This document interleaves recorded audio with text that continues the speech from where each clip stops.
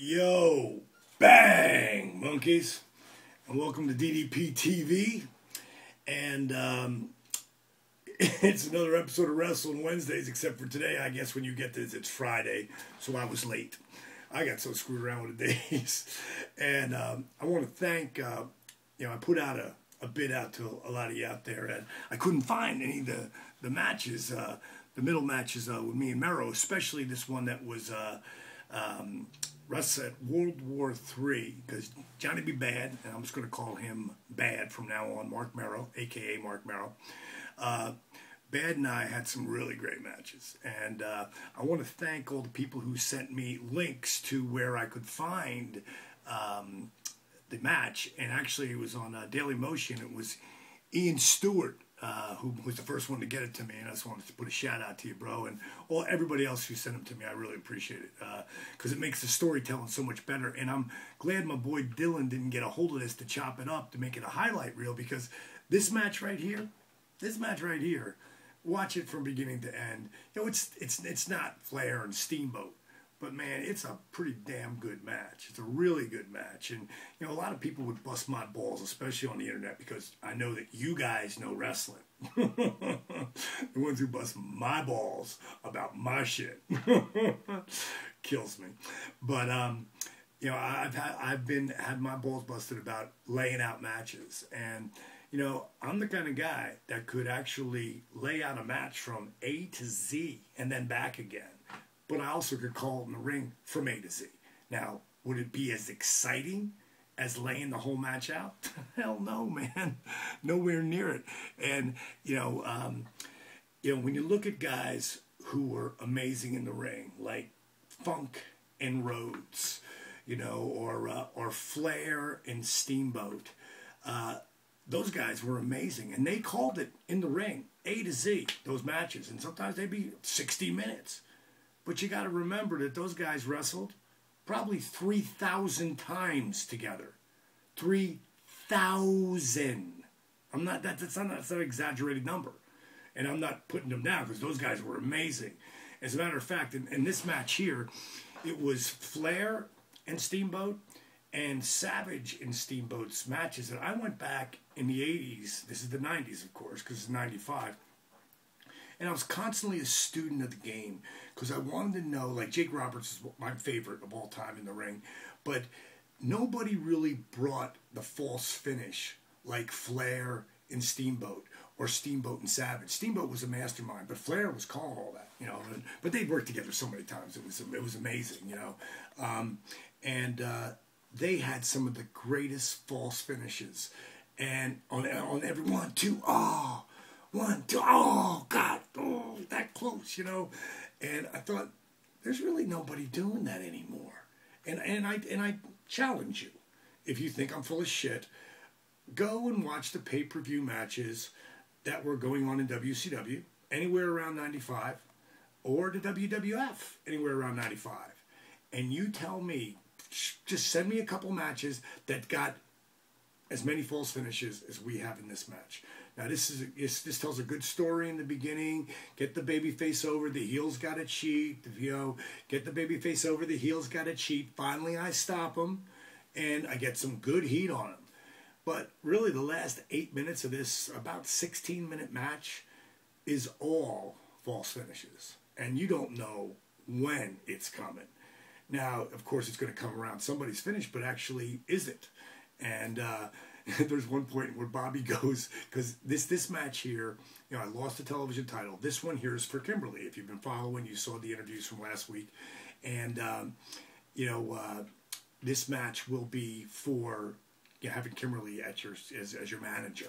So, and I treated her pretty badly, stealing a lot of Savage, a lot of Savage and Elizabeth. But that was done so well, you know, if it's not broke, don't fix it, you know. So, again, studying Randy and studying so many of the guys. But Mark and I, you know, we worked on this match at the power plant. You see, because we didn't have the position of being on the road day and night like so many of the top guys did, or guys that were in angles. you know, what they actually had to be able to work every night together, you're going to get really, really good. I mean, there's a reason why guys could call stuff so easily when they were doing it. Mark and I called a lot of that stuff in there, but we already knew where we were going. And then if that wasn't working, we knew another way to go.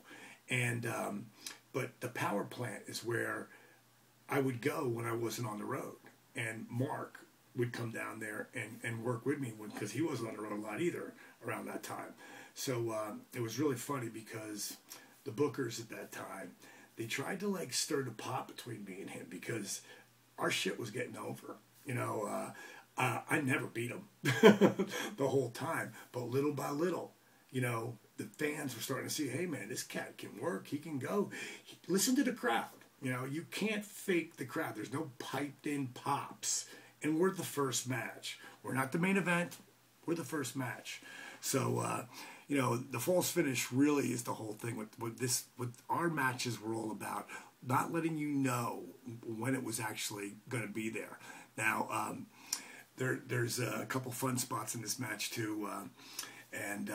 This is like Max is going now because he cost me the title.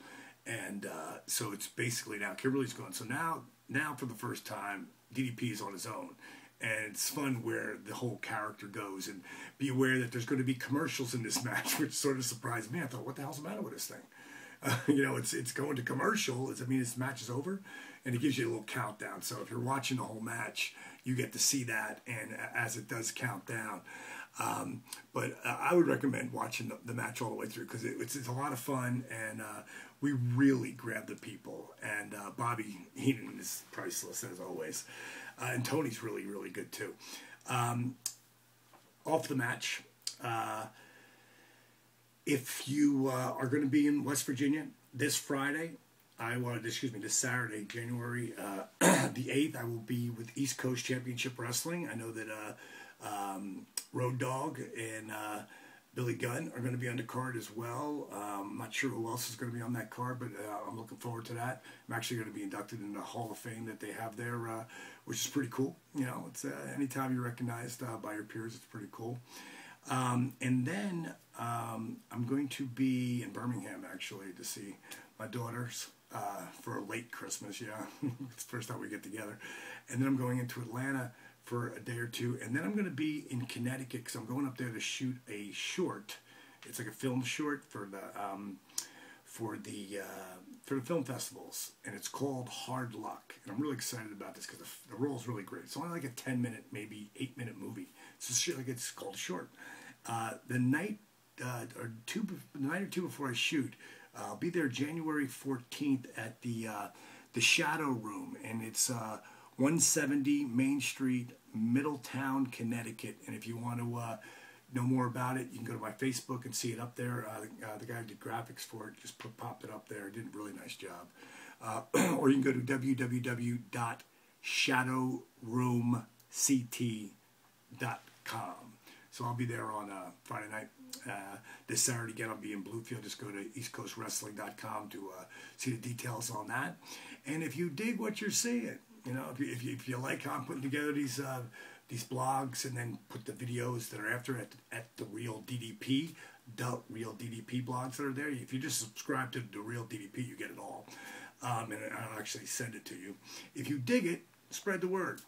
If you don't, go fuck yourself. No, really, go fuck yourself. That's all I got to say, monkeys. See ya. Bang. I'm out of here.